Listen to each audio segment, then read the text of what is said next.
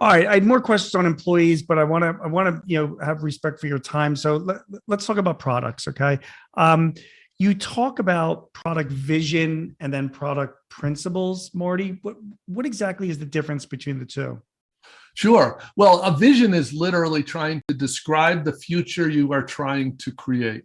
Okay. So it's somebody, it's usually a founder or a head of a company trying to say, this is how I want to make the world better.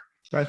And so they'll describe how, and to be honest, it's usually 3 to 10 or 20 even years out. So it's way out there.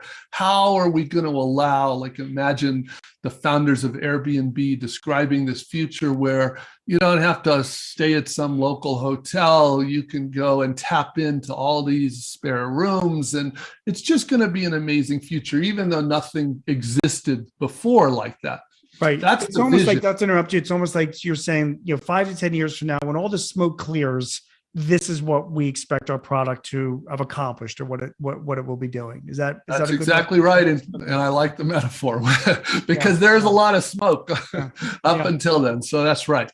Okay. Now, product Principles. principles slice it a little differently. Product principles are trying to get at what you believe is important. So this is more a reflection of your values. Hmm. So, for example, early eBay, the vision came from Pierre Omidyar. He was the co-founder, and I loved his vision. It was this vision, and you have to realize the internet enabled this vision. There was never anything like eBay before the internet, because his vision was anybody in the world should be able to buy anything from anyone, anytime, any place.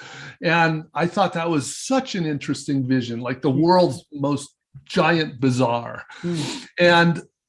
And that's a vision, and you can imagine, and you can see it today. Etsy is probably a better version of his original vision, but still.